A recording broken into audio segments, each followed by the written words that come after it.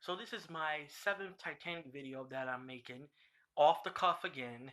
Unfortunately, I didn't get a chance to schedule an appointment with the East Hampton Media Center in East Hampton, Massachusetts, to do a very formal interview about my Titanic knowledge and why I like Titanic, because my friend is very busy working and taking care of his family and so forth. So this is just an off the cuff, hopefully to be under 5 minutes. Uh, Off the cuff video off the top of my head.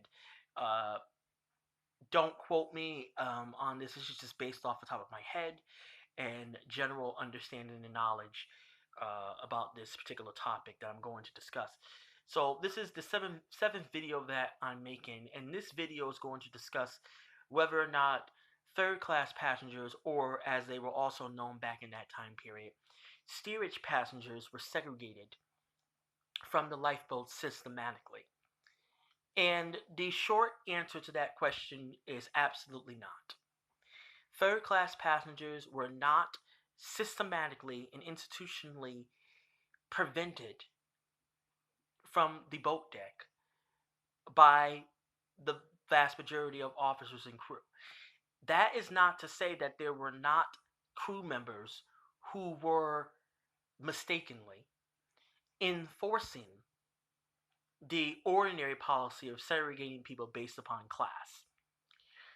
And I also want to remind people that in the event of an emergency, especially in a state of emergency such as Titanic was in, on the night of April 15th, 1912, that every single passenger and every single crew member, regardless of class, race, nationality, gender, sex, whatever, was supposed to have access to the boat deck in the event of an emergency.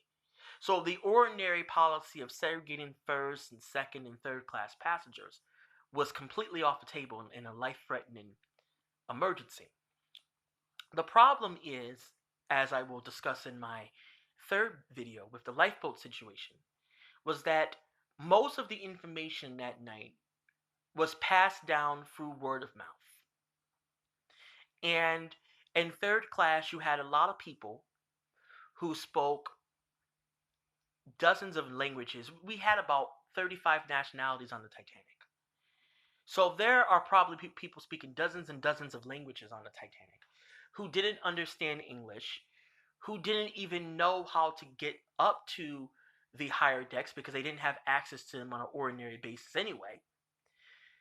And you had a crew that was completely confused, disorganized, had to change their normal routine completely without notice, and was charged with getting 700, 800 people up to the boat deck in less than 2 hours without a general abandon ship order coming from the higher ups.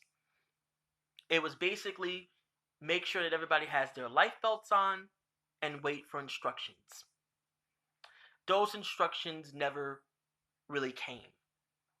Basically, third class passengers were left to fend for themselves, not because they were systematically and forcibly segregated from the lifeboats, but because of the lack of organization, the confusion, not knowing what to do. Lots of them didn't speak the language. The crew didn't really know what their role was in this situation. So it was basically a mess. Now, there is some evidence because in the movie, especially in James Cameron's blockbuster 1997 movie Titanic, you see the scene where there's a huge gate at the main entrance in third class, and the crew are locking the gates and shoving people back down and holding people back from the lifeboats. That's exaggerated, and it's artistic license. Based on all the books and the general knowledge that I know about Titanic, I don't think that happened at all. I think there were some crew members who did not understand the seriousness of the situation, who felt that third class passengers did not need to be up on the boat deck because it was not an emergency situation. And there's also evidence from a lot of books that I read that in the beginning of the disaster, we're talking about before 1 o'clock in the morning. So we're talking about between 12 o'clock and 1 o'clock in the morning, at the very beginning of the lifeboat evacuation, um, that a lot of third class passengers were able to freely pass through second class and first class decks via third class to get up to the lifeboat deck. Because in the very beginning, most of the people who were on the lifeboat deck, on the boat deck, sorry, were first class passengers, but there was a sprinkle of second class and a sprinkle of third class. But because the situation was not at that point a life or death situation, and the Titanic appeared to be very stable and secure at that point, her durability had not been challenged, at least in the minds of third class passengers and first and second class passengers in the crew. That's why there wasn't a sense of urgency amongst third class passengers. Now, if you were a third class passenger and you were a male third class passenger at the bow of the ship, you probably had more of a sense of urgency because you felt the collision at 11:40 at night. Some of those cabins started to flood with icy water. So those passengers more likely had a sense of urgency.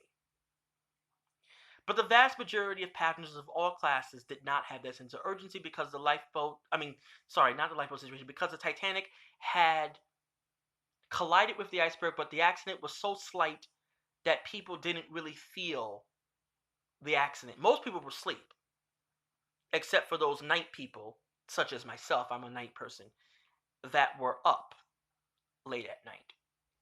But there seems to be this rumor going around, and it's perpetuated by books, even modern books in the 21st century, that the lifeboats were loaded according to class. That is not true. That is a lie. It is made up. It is not based on evidence at all. And I really wish that people would stop saying things like that and perpetuating these myths that have been shattered by well-known historians such as George Behe, Don Lynch, Ken Layton, Bill Wormshead, Steve Hall, and I can't think of any other historians off the top of my head. But these myths have been shattered. But because Titanic is such a very sensational world disaster that the world recognizes and knows very well, a lot of people are going to keep perpetuating these same myths because it fits their narrative. The third class passengers, unfortunately, were more likely to die on the Titanic, not because they were third class passengers, but just because of the location of where their cabins were. And by the time the crew and everybody else on the Titanic along with them realized the life or death situation, this is where you start to see hundreds and hundreds of third class passengers coming up from the decks below. And by the time most of them got up there, and we're talking about they got up there around 1:30 in the morning, the vast majority of the lifeboats were gone at that point. And if you were a third class passenger and you got up there at 1:30 in the morning, you had to go way towards the bow of the ship to even have a chance even to fight to get into those boats that were left. So it was a very horrible situation that the third class passengers were faced, and it wasn't because they were third class passengers. It was just because of the nature of the disaster, the lack of organization, the confusion, and where third class passengers were located. I hope this video clears up some of those myths. Like I said before, don't quote me. This is just off the cuff. I like making these videos. I'm not a professional. I'm not making a game. I'm not making an educational video or anything, but I love Titanic history, and I feel like I like sharing what I know with the world and to give a different perspective Uh,